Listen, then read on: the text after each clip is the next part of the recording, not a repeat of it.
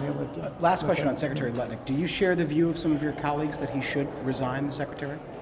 Look, people are losing their jobs in England right now. It is a huge political scandal there. And I'm just afraid that the general coarsening and degradation of American life has somehow conditioned people not to take this as seriously as we should be taking it. I mean, it's an incredibly serious thing.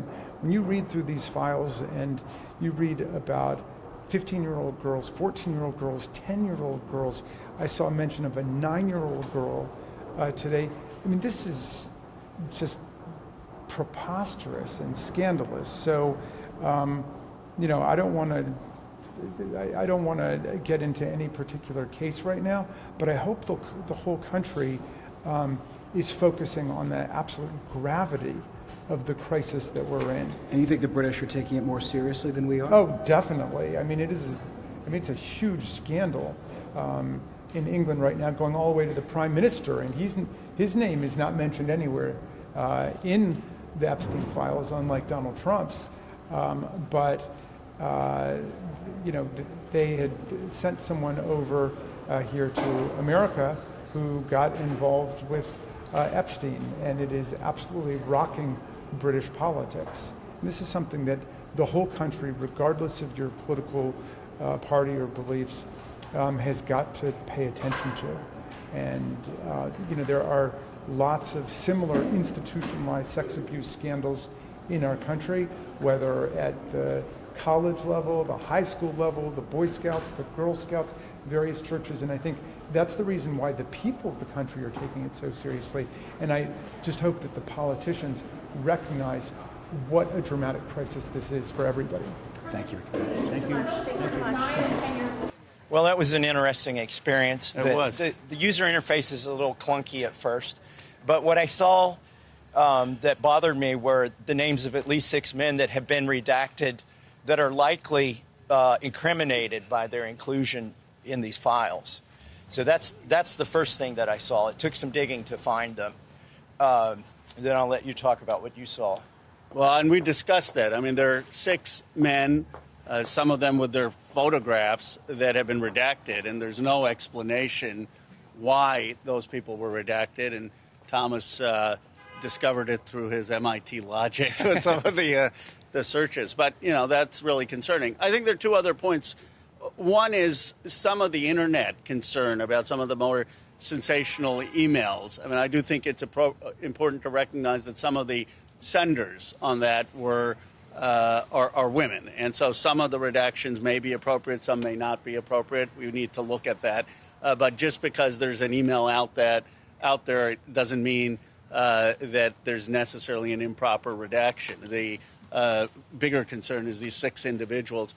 I will say that the staff was very professional in allowing us to do the searches. Our bigger concern is that there's still a lot that's redacted. Even in what we're seeing redacted versions. I thought we were supposed to see the unredacted versions, and that's because the documents produced to justice from the FBI, from the grand jury, was redacted when they got it.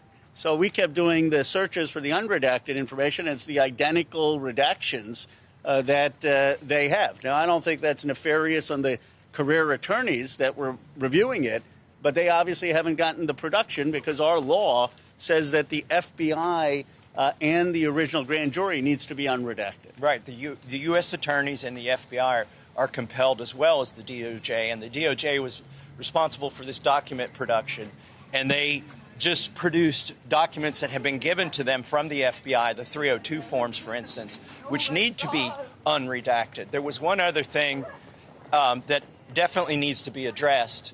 Some of these files have been taken down, like the DOJ produced them, and for some reason they took them down. Maybe they decided that victims' names were in there and that they needed further redactions.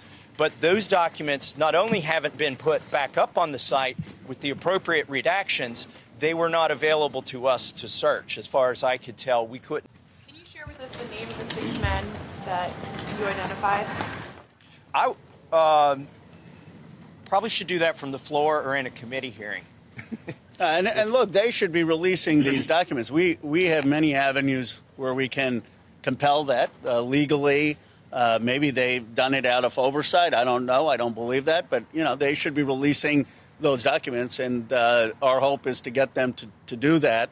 And then in some of the redactions, they need to be very careful in whether that was a survivor or not. Just because, for example, someone is female doesn't necessarily mean they're survivors. And it seemed like they blanket redacted anyone who was a female from my review. Yeah, I would like to give the DOJ a chance to say they made a mistake and over-redacted and let them unredact those men's names.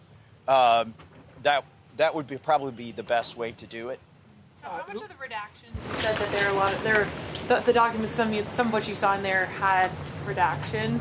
How much new information then did you see that was unredacted, or did it look pretty similar to what we've seen publicly?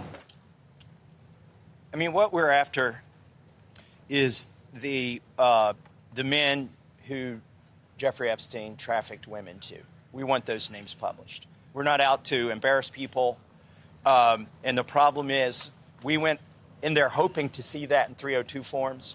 What we found out is those 302 forms were redacted before they got to the DOJ.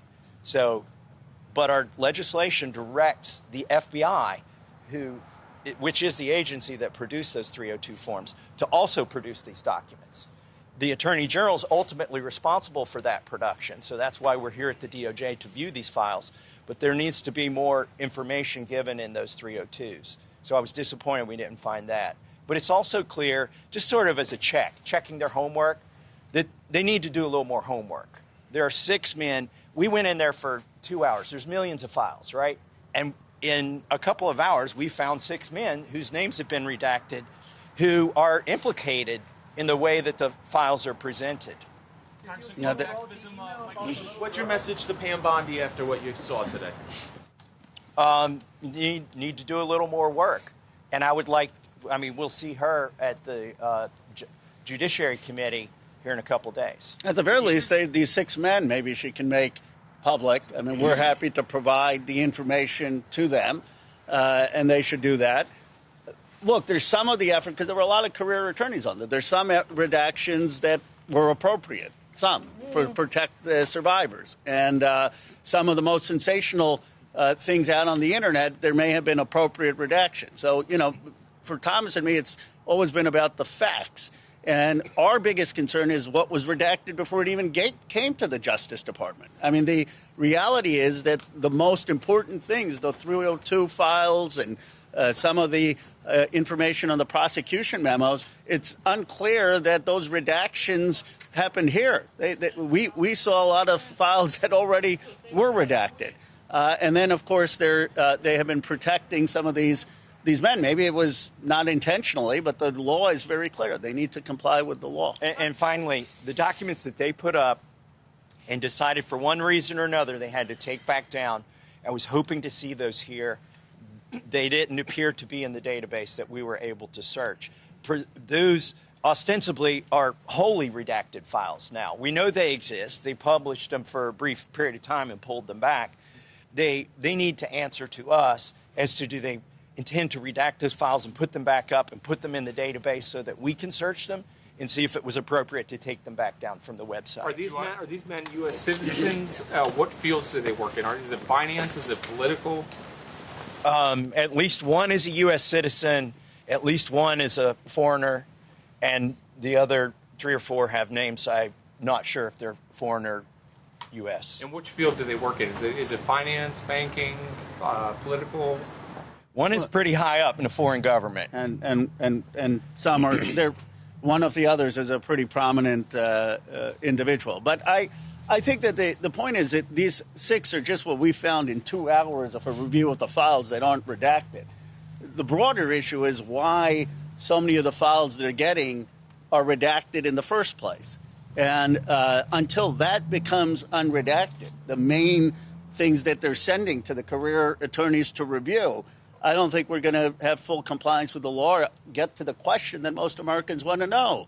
Who were the rich and powerful people who went to this island? Did they rape underage girls? Did they know that underage girls were being paraded around? And after seeing this, I don't blame the U.S. attorneys, the assistant U.S. attorneys reviewing it. If they're reviewing redacted material, what are they supposed to do?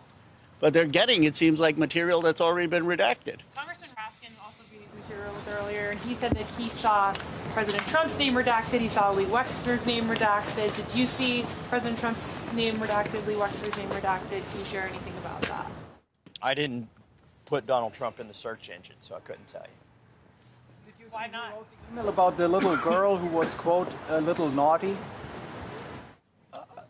I did, and that was a woman that wrote that. And so it may be proper to redact it, and it may not be. I don't know. It seems like part of their algorithm for redaction was just to redact every woman in there, pretty much. Yeah. So we can't parse if the person who sent that was a victim or not. Look, none of this is designed to be a witch hunt. Just because someone may be in the files doesn't mean that they're guilty. But there are very powerful people who raped these underage girls. It wasn't just Epstein and Maxwell, or showed up to the island, or showed up to the ranch, or showed up to the home knowing underage girls were being paraded around, and some of the sickening stuff in there about the violence. And what we want to do is have the investigation to get to those people, to answer those questions. Not to say that every internet rumor about some email is going to be true. And like I said, in some of the cases, the redactions may have been appropriate. But for Thomas and me, it's never been about getting Donald Trump or getting Bill Clinton or scoring political points or trying to destroy people's reputations. It's about actually getting justice for these survivors. Do either of you plan to read the 6 names on the House floor? I think we need to give the DOJ a chance to go back through and correct their mistakes. How long do they have to do that? How long do they have to redact these files? They're already breaking the law. Look, they're way past the deadline. And the reason they gave for taking so much time is so they wouldn't release victims' information. But in fact, they've released all kinds of victims' information. So the problem here is not the deadline. The problem is they need to go back. They need to themselves check their own homework or have somebody else check it. And as Rose said, they need to go to the U.S. attorneys and the FBI, who are compelled by the legislation directly to produce that material to them unredacted. And I think, look, we could have brought contempt or impeachment weeks ago, but our interest is in actually getting the information out. And as a result of the strategy we've been pursuing, this is the largest release of the Epstein files in history. Now, it's not enough, but it has exposed people in the highest levels in technology, in finance, in real estate. It has exposed the establishment and monarchies in other countries. So our push is, how do we expose this and have accountability, not how do we score political points or have retribution. What questions are you going to ask him on this? Well, he's on the committee. We'll see Wednesday. You said a lot of the redactions were already made before the files were in the hands of career attorneys. Who do you suspect made those redactions? It seems that they were made by the FBI or they were made by attorneys in the grand jury, but the Justice Department, it seems, got some of these documents already redacted. Our law was very clear. Unless something was classified, it required it to be unredacted, and they have not complied with that law, and that law needs to be complied with, because that's where a lot of the information is, especially about the powerful people in this country and what their involvement was. And their involvement could have been that they were showing up at this island knowing that there was pedophilia taking place. Their involvement could have been that they were actually engaged in raping underage girls or knowing that underage girls were being raped. We won't know until we see those files. What information was Jane Maxwell and her lawyers' statement today? 6 men were implicated in Epstein's crimes. It's a list of 20. You can actually, I'll direct you to the unredacted or the redacted file. It's a list of 20 individuals. 3 or 4, Maxwell and Epstein are on the list, and maybe 1 or 2 other people, and everybody else is redacted. And their names are redacted, but it also includes 20 pictures, 20 photographs. And they're sort of mug shots. They're not the best pictures. I'm not sure if they were mug shots or not. But there are at least 3 or 4 males in the photographs. I couldn't verify by looking at their names because they have foreign names. I couldn't verify by looking at their names that they were male until I went and looked at the photographs. By the way, in the document I'm directing you to, the photographs are redacted and their names are redacted. There is no reason in our legislation that allows them to redact the names of those men, as far as I can tell. Unless there are any male survivors, which seems, hard to believe given this issue. But and all the women that are redacted, it's unclear if they were just actual survivors, in which case they did the appropriate thing, or whether they just, as Thomas said, had an algorithm to take out any woman's name. There's also hold on a second. There's also an FBI form that lists people who are conspirators, and one of those is a male. It's like on an FBI form, they've redacted his picture and his name on that form where they were, I guess, considering an indictment or indicting or something. I don't have the number in front of me, but I could direct you. It's a 3-page EFTA file.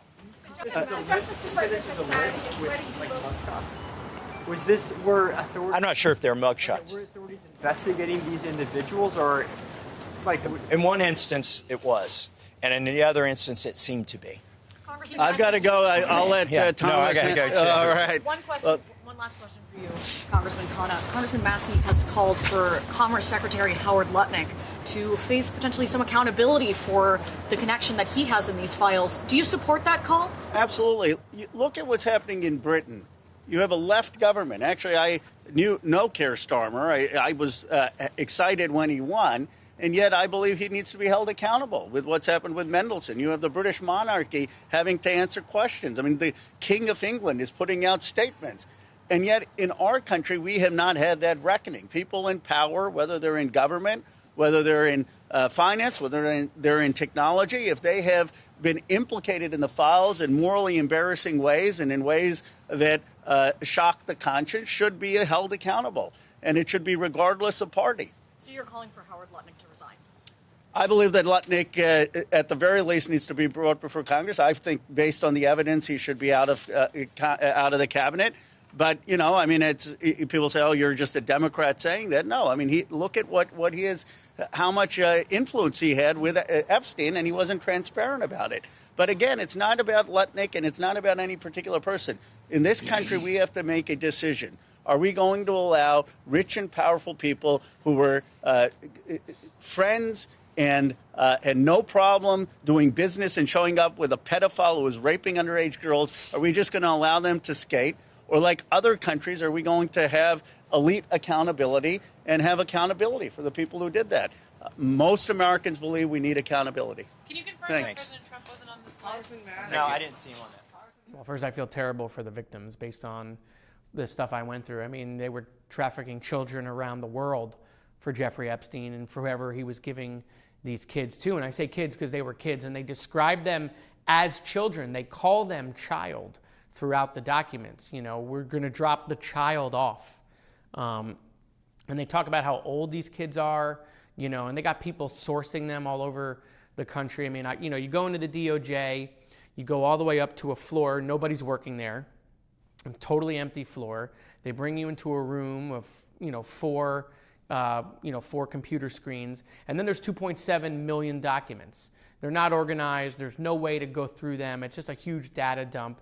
So you have to be able to come with some Bates numbers to know what you're looking for, like documents that were redacted that you now want to go find the unredacted stuff. And some of the stuff I read was just gross, absolutely just gross. And there are names in there, and there are co-conspirators in there, and there are some things that people have said that I think now are untrue based on what I've seen. And I'm going to go back to read more. I think, quite frankly, they need to release the unredacted version to the American people. Oh, based on what I read today, there's more to learn.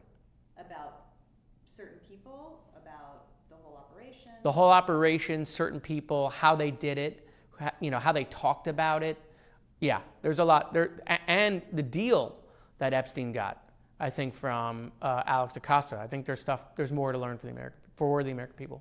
Well, Judiciary has Pam Bondi, in the hearing on Wednesday. It's the first time she's coming to Judiciary. She's the only cabinet secretary yet to appear in front of a House Committee of Jurisdiction. And so I'm not going to preview my questions for her now, but look, my guess is that there are 40 members in that committee that have a lot of questions for her, starting with the beginning. How did this begin for this administration? It began by her handing a white binder to influencers. I think start there, and we wind up where we are today, and there's a lot of questions. And Taurean, some members of Congress were able yesterday to start combing through the unredacted Epstein files. What did they find? Yeah, those Congress people are Representative Khanna and Thomas Massie. This is a bipartisan group that penned that discharge petition that eventually became legislation that compelled the Department of Justice to release any information it has to the public regarding their own Epstein investigation. We heard from both of those men after. Take a listen to what they had to say. In a couple of hours, we found 6 men whose names have been redacted who are implicated in the way that the files are presented. There are puzzling, inexplicable redactions, and so we need some explanation from the Department of Justice. Yeah, despite the fact that the Department of Justice is saying that it wants to remain as transparent as possible with this process by allowing these lawmakers the opportunity to look at these files in person, as long as they give the Justice Department 24 hours notice.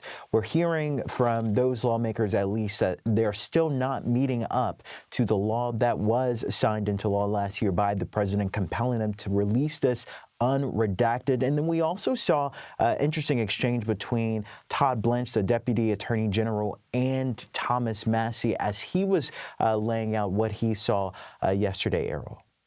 All right, Taurean Small with the latest for us out of D.C. Taurean, thank you. Do you have any interest in reviewing the unredacted files, sir? The Epstein files? Of course, I have an interest. For me, it's timing. I've got Chairman Comer and many of our colleagues that are going down to comb through that. Chairman Comer will go do it himself. I have a lot of faith in him and his ability and his team. The lawyers of oversight are going through it, and members themselves, as you know, it's unredacted and available to everybody. I intend to go down myself. Right now, I'm trying to keep the train on the tracks, and we've got to do all this stuff simultaneously. So I am convinced the DOJ is complying with everything they're required to do. We still have a pending report where they will formally explain why some of the redactions were made. But I think it's a good move for them to put the millions of documents in the SCIF so that members can go in and see and verify this for themselves. There's some good work, good review being done on that. I applaud it. It's important. We have to make sure that justice is carried forward for these victims, and we're all committed to that. Several members of the British political class, the royal family, have lost their positions as a result of them appearing in the Epstein files. That same level of penalty has not happened here in the United States, particularly with members of the Trump cabinet, Howard Lutnick in particular. Do you think there should be more scrutiny around Americans who have appeared in the Epstein files? Well, look, I think it's going to be ultimately what happens there is probably going to be up to the American people. And what I've been for, and I've been very clear about this from the outset, is full disclosure. Get the information out there. Let's have transparency. And I think that's being done. And so, for people whose names appear or in some context might be in the Epstein files, they're going to have to answer the questions around that. And I think the American people are going to have to make judgments about whether or not they think those answers are sufficient. We begin tonight with Virginia Democratic Congressman Suhas Subramanyam, who joins me now. He's viewed some of the unredacted documents, joins us from Capitol Hill. Congressman, thank you for being with us. Now that you've seen at least some of these unredacted documents, give us a sense of what it is you've seen. There's a lot of redactions that were not necessary, that are redacting people who are not victims in any way. There's also a lot of redactions of investigators themselves and FBI and DOJ personnel. I'm not quite sure why they felt they needed to do that. And just generally, they still managed to not protect victims in this process. So from that sense, I think it's disappointing. But the bigger disappointment is that documents that we've been looking for and asking for are either still redacted. I went into the room looking for documents that even the DOJ itself wrote and they are still redacted in the unredacted document list. And then other documents are being withheld from us. 2.5 million documents are being withheld.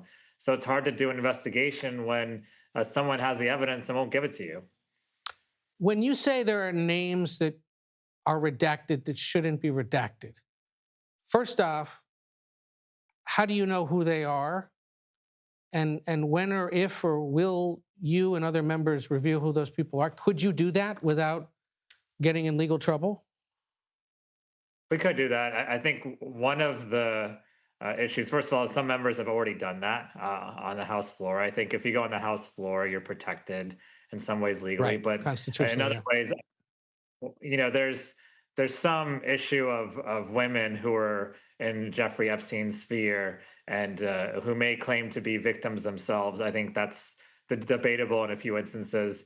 There's other instances of women who provided Jeffrey Epstein victims, and it's unclear to me why they are considered victims, but there's more digging that certainly we want to do before we reveal names. I think in other cases, though, there's simply documents missing or still redacted, and these include the draft indictments, these include witness statements, other things that even the victims themselves are looking for and are helping us work backwards to try to find those things. But we're not getting all the information. That's the reality. And so we're going to have to continue to push, continue to demand transparency from this administration. Some of your colleagues call it a cover-up based on what you've seen. Is it that, or is it sloppy work amid the millions of documents that were dumped on a handful of Justice Department officials who had to quickly figure out what could be publicly released and what should be held back? I think it's both, because you look back to last January where this administration was thumping its chest and talking about how they would have the files ready to release. And then they claimed that they were on Pam Bondi's desk in March and claimed that they'd been redacted and are ready to release.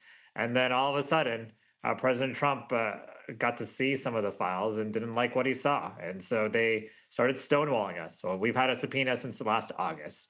We've had a law that President Trump had to sign himself back in December. And they violated all of those things repeatedly. So how do you not call it a cover-up? And certainly the redactions in this case were sloppy. They were not handled well. But I think it's more than that. I think this administration is stonewalling us and does not want people to find the whole truth. What did you make of Secretary Letnick's explanations today? It did seem like he was perhaps a bit remorseful, or almost like someone who had been caught saying one thing when in fact the emails revealed something else. Was that sufficient, or has he got to go through this again? Well, another way of saying what he did before was he lied. He lied about his association with Jeffrey Epstein, and now he's telling us a different story. Are we supposed to believe him this time? To me, it's clear that the only way to find out his association with Jeffrey Epstein is to release all of the files and then do our own investigation where we can interview witnesses, including him, and put him under penalty of perjury before a committee. That's what I'd like to see. And honestly, given his association with Epstein, I think a lot of my colleagues and myself think he should resign at this point. That's what's happening in Europe. And what message are we sending in the United States when in Europe people are losing their titles, losing their jobs, but in the US there's no accountability, certainly not for this administration or anyone in it. And real quick, seeing the documents, calling for better access to them, raising questions about the Justice Department's handling them is one thing. What does Congress do next in this realm to either learn more, to seek justice, to hold people accountable? Well, we have some key witnesses this month we're going to talk to. Les Wexner helped bankroll a lot of Jeffrey Epstein and his lifestyle. He was a key client, and he shows up in many of the documents that I've seen. And then the executors of the estate, we're going to be talking to them as well. We're going to get production from the banks and financial institutions. The victim said that if we follow the money, we'll find a lot. So there is a lot more to investigation, and I know President Trump wants this to go away for some reason. And I would just say to him and to other people who want this to go away that we're just getting started. And you're talking to President and Secretary Clinton as well later this month as part of this. We are, yes. Yeah. Yes. All right. Congressman Subramanyam from the Commonwealth of Virginia, thank you for spending a few minutes with us explaining what you've seen. We appreciate it.